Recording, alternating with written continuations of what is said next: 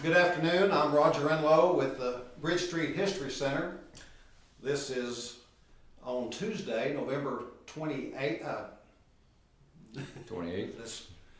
November the 28th, 2023. And we are interviewing Eddie Lane today from Granbury, who was a longtime friend of Jon McConnell. So, Eddie, how did you and Jon first meet? Deep story. At newcomers here in Granbury, when 180 women or so, and they could over lunch, and there were only two men in the room. Jon McConnell was speaking, and I was the sole male there. That's when Jon and I first met. How was that meeting? What did did you introduce yourself, or how did that go? Well, yeah, I don't remember the exact details, but Jon and I did have conversation after he spoke to the newcomers club, and I not at that time, but I suggested when I found out that we both knew and loved the Brazos River. And I suggested to Jon at the time, then or shortly afterwards, about writing a book about the Brazos River. And originally we were going to do it in a canoe. And Kind of following the John Graves trip down the Right. Brazos, correct? right, and it evolved around where our Star Telegram, they were going down to write it, and whoever it was at the Star Telegram says no, those two characters, I'm not going to spend my money to have them do it. So it kind of died, and then later, maybe that would have been '93. And we did the book in 2000, so somewhere about 97, 98, Jon and I got together and decided we would do it in in an automobile, and travel, and that's how we ended up riding the Bridges Over the Brazos. How Jon wrote it. Right, right. Do you know how Jon became interested in writing? Did he ever express to you any of that when he was younger, or what his interests were? Well, with our common admiration of Jon Graves, and because I read everything Jon Graves ever wrote. You might And want to tell a little bit about Jon Graves for people that may not know of Jon Graves. What? Right, but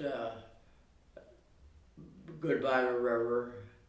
How Jon Graves was so upset that people wanted to build dams all the way from PK on down into central Texas, and only 2 dams ever got built out of probably 5, I believe.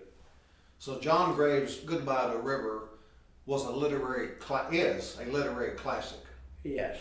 Yeah, about nature and about Right. the people and So along the Brazos River. with my interest in Jon Graves' writing and a conversation with Jon, his interest in the writing of Jon Graves and how he admired him, and the way his style of writing. I remember having that conversation with Jon more than once about how he admired Jon Graves' style of writing a story.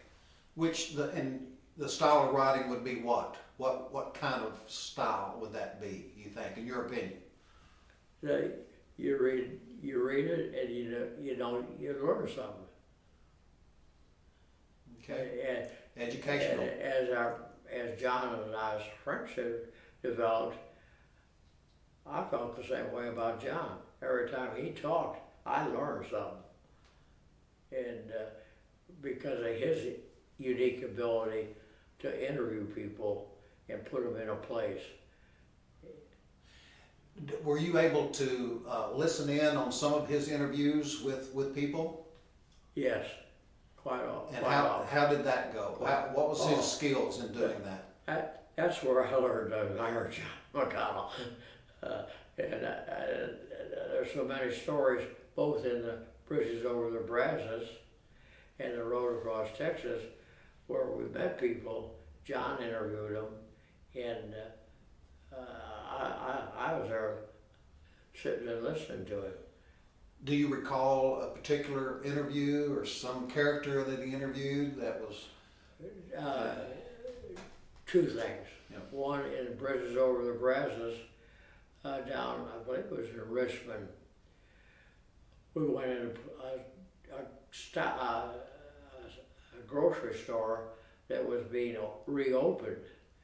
And the unique part about that was when John started talking to this guy, I'm listening to it, and I'm hearing this guy talk in an accent or a dialogue that I recognized from my young years in Toledo, Ohio, and say something to him. And he says, yeah, I remember Toledo. I went to Whitmer High School. And it turned out that he was a student of my brother who taught history at Whitmer High School. And so that all came out, and I don't think John ever put it in writing. Right. But that was one interesting thing. Then another one was up at Metcalf Gap when we were doing the roads book, where Highway 16 and 180 meet, and off to the northwest is Metcalf Gap, which is great story country for the Comanche Indians. And John interviewed a retired principal from one of the schools in that area. And it was kind of an apprehensive interview because the retired principal's dog didn't like us. and the principal had to push the dog back. Mm-hmm. And those two come to mind. Mm-hmm. And then John never missed an opportunity as about our common love of old hardware stores. And and John never missed an opportunity to visit the local newspapers that were in the towns that we were going through on the road. And that ended up interview. Can't remember the town. But anyway, a bank president, we ran into him, and I should know, I can't remember the name of the town, but the interview, two stories come to mind there, in that the bank building itself was a glass ceiling, stained glass ceiling. And John knew that the bank existed like that. So we made a point to see it. And we visited with with the president of the bank. In his office, we're sitting there, John and I, and Norm Snyder, and the president. We're sitting there, and I see this lady outside the door, fidgeting and everything. And I said to the president, "Yeah, I think that lady wants to see you." He said, "Oh, the hell with her. That's just my sister-in-law." And so, everything. Did that make John's? Did that make it in his book? Do you know? It may have. It may have. And then another time, in our walk, I'm walking, and I'm going down the highway, and a lady comes by me going one way, and comes back, and stops me, and says, "You want a donut?" And so we sat and visited. She was a nurse on her way home. At the same time, John is meeting her husband on the other side of Turkey. No, not Turkey. I can't remember. But anyway, the man and the wife come together at home, and they invite us to dinner at their home. The man is the manager of a big ranch, and she's a nurse. So that ends up because she made a special meal for John because of his diabetic condition, and their two children, two boys, one under probably 8, and the other one maybe 10, took us on a ride in their go-kart down the road and interview not interview, but to see the ranch land. Right. Yeah, so that's stories with John just keep popping out in my mind all the time. You talk about ranch. I think John grew up on a ranch in West Texas. Is that right? Right. And we had gone from camping to staying in small, locally owned motels because Norm Snyder had to have internet connection. Oh. Why, I never did figure out. I thought you were going to say you had to have a shower, but had to have a shower or a bath. That's why he went to the motels. But you start talking about Jon McConal, you can't say a whole lot about how good he was. I don't think I could ever do that. And that makes me recollect Jon McConnell's funeral. The people that were there. And John Ray Sanders spoke, gave the eulogy.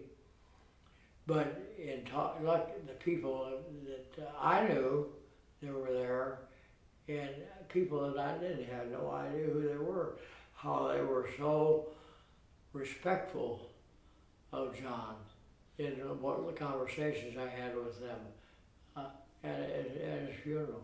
Now, were some of these like famous people that were there? Or is that what you mean? Or I wouldn't say famous, but Granbury natives. You were probably there. I don't recall, but I don't know. Wow. So he was very well respected, obviously. Yes, he had to be well respected. So Eddie, it sounded like to me that you know John the writer, and then you know John the man. You know both sides of John, and so what do you think made John?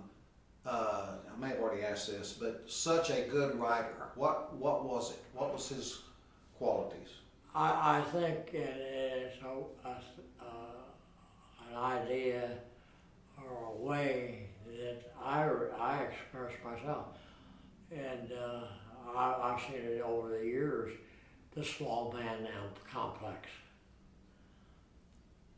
John wasn't the greatest athlete in the world.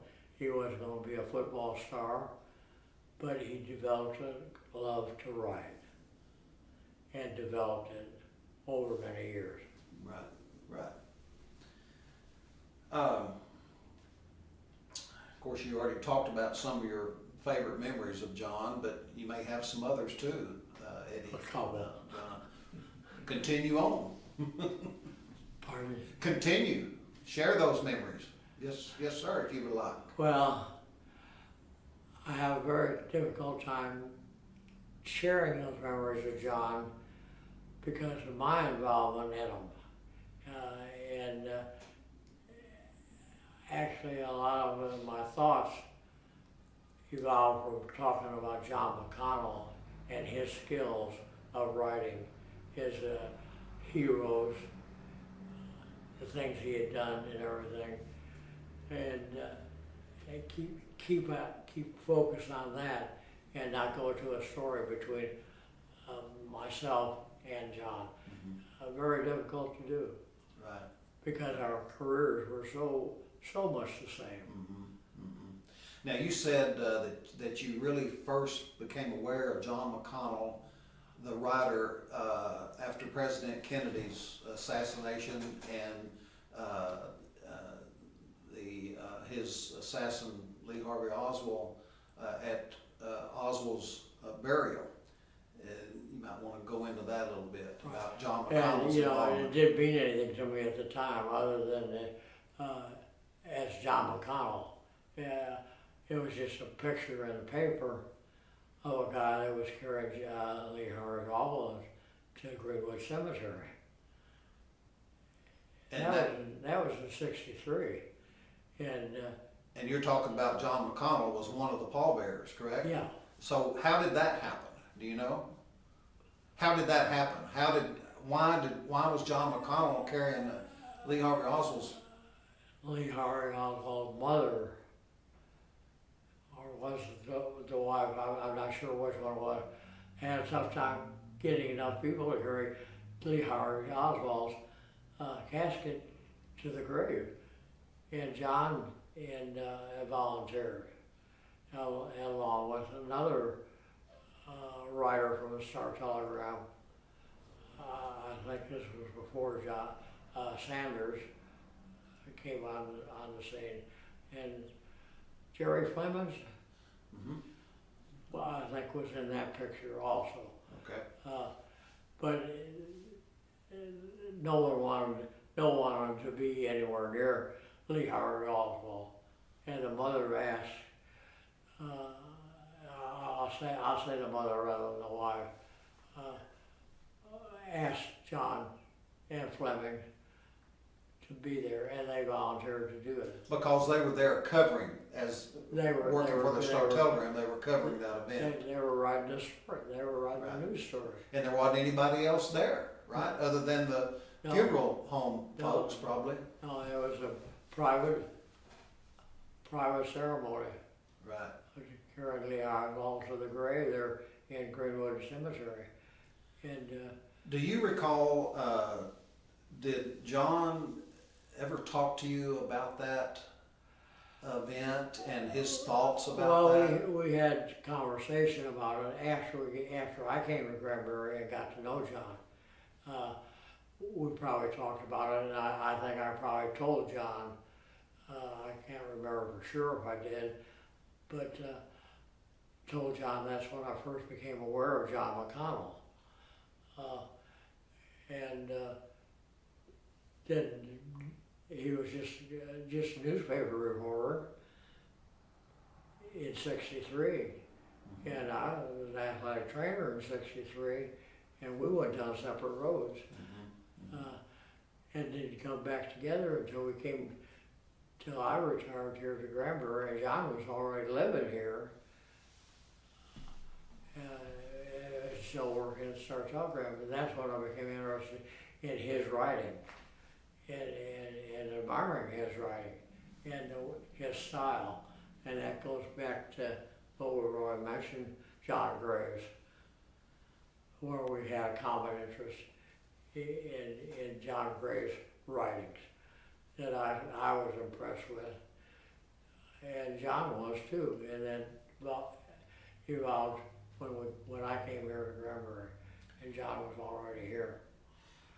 You know, it must have been some challenges for Jon McConnell, especially on the walk, the long walk that y'all took across a large part of Texas, because of his diabetes and his dependence on insulin, correct? I mean, that was probably some difficult times for him along the way.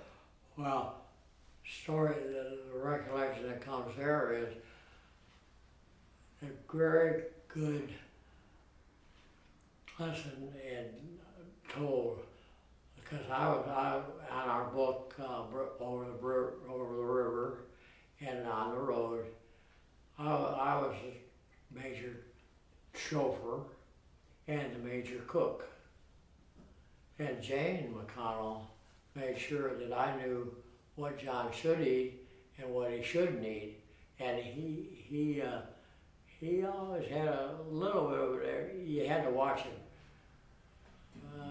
because he liked to eat what he shouldn't eat. And on the road, particularly in the book, the Brazos book, going down the road on our trips, 10:30 in the morning came. That's when I looked over at John, and he's sitting over there, not being real comfortable. And then it was time to stop and eat lunch. Right. And it was very predictable, very predictable. Just about every day, every time we were on the road, that he didn't say, I need to go, I need to get something to eat. I need to get my shot. But after a couple of days, couple of trips, I knew you knew that he needed to. Yeah. And but he never made a big fuss about being a diabetic with me. You know, Eddie, some of the things that I've read about John and talking to people that knew John, that he seemed to be a fairly quiet man. It wasn't about himself. He had empathy toward his fellow man. Would that be fair to say about That's him? very true. And because of that personality type, I think it made him a good writer and made him dig into the person he was interviewing and come up with a good story. Because he was more interested in them than he was himself, right? And that comes to the story, in my mind, on the road book, when John would be doing an interview of a person, and Norm Snyder was an outgoing personality, and he had to put his 2 cents worth into the interview. And John, if I remember right, finally said, "Norman, shut up, I'm doing this interview." Wonderful, that's wonderful, that's a good story.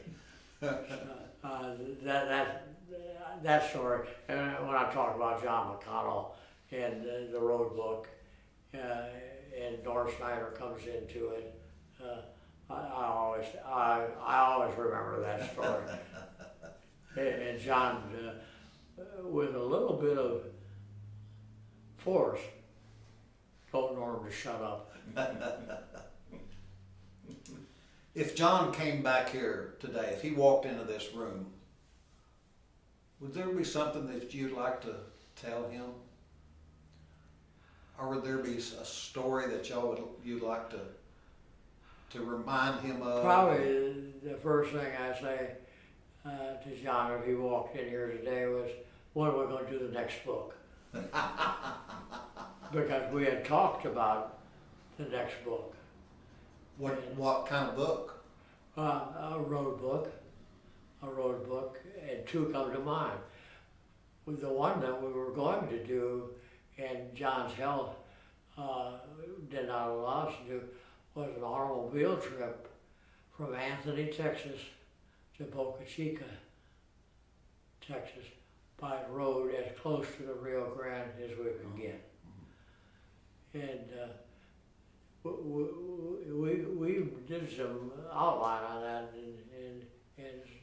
and then the other book, which I'm still trying to find somebody to write it, is, and I think I've already mentioned this to you in our previous conversation, Highway 84, from Logansport, Louisiana to Clovis, New Mexico. A tremendous book with a lot of history in it.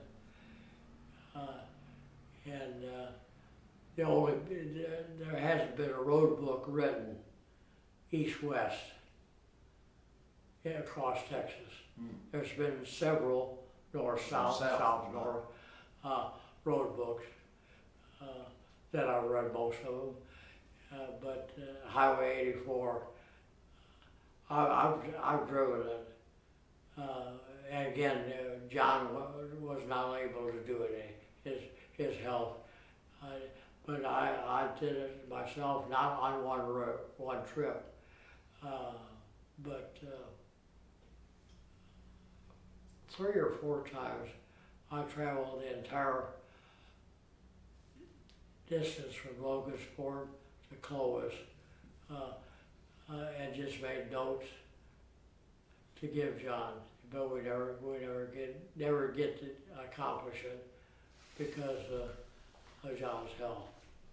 Eddie, when John would interview people,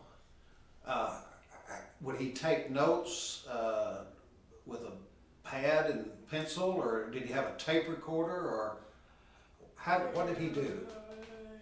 He was an old-fashioned news reporter. Pencil and paper. Pencil and paper.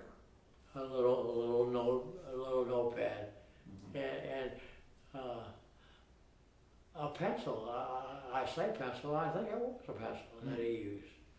I don't know that to be a fact, but that's my impression. And then he would take that, and we'd go at the end of the day when we were on the road. And on the Brazos book, he would sit down and broaden those notes into the interview, and put into it things that people said to him in the interview that wasn't in the notes. Did he take a typewriter with him on the trip, and would he write?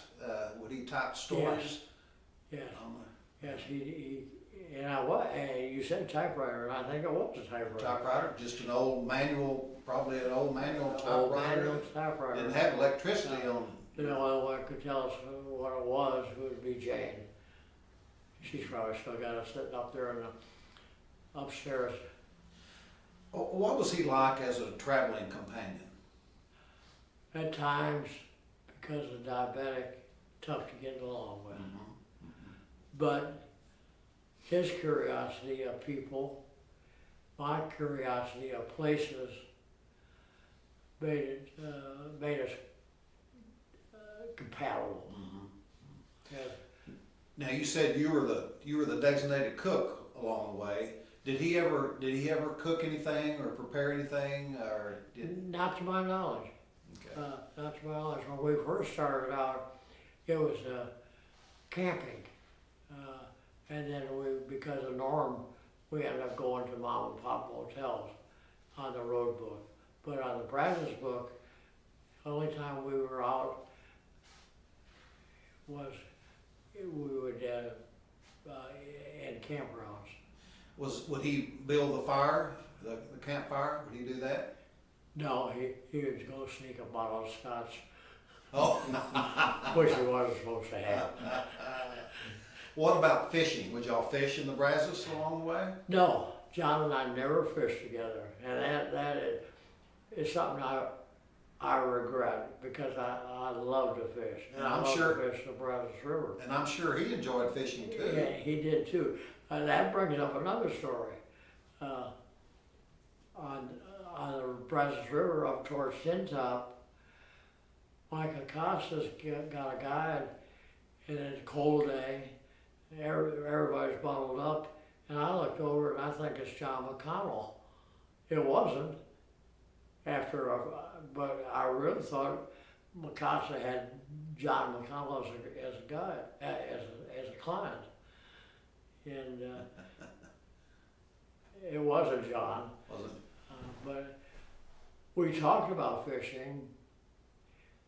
John had a place. Well, we talked about fishing the Brazos down below the Neck Cordova Dam, and he had done that because he had land down there, and he also had a friend that had a good-sized lake on the west side of 144, and we talked about fishing that, but John and I never got around to doing it. Again, because, and this is the sad part of the recognition of Jon McConnell. I spent most of my time with him, he was not as healthy, vigorous person. He was in the process of going away. A nice way of putting it, I guess. Rather say he's dying. Right. And Eddie, we talked a little bit about John having empathy for people. Did you ever see him showing those kind of signs toward people? Do you recall anything in particular that he would do for people or anything? No, only to me because we were together, and maybe Norm in the road book. Norm became aware of that John was not the guy that he thought he was. Right. And that came because they were both members of the Episcopalian Church. Right. And knew each other there. Right. So Norm kind of saw what I saw, that John was not as robust or as healthy as he once was. So I didn't know him when he was real healthy. So Eddie, we've talked a lot about Jon McConnell, but if you could just put Jon McConnell in a nutshell, just in a nutshell, what would you say about him? That he took a skill and developed it into an art in his ability to interview and tell a story. I think that pretty much would do it. Thank you, Eddie Lane, for sharing your stories of Jon McConnell. Thank you very much. Thank you for doing it and having the questions that made me think.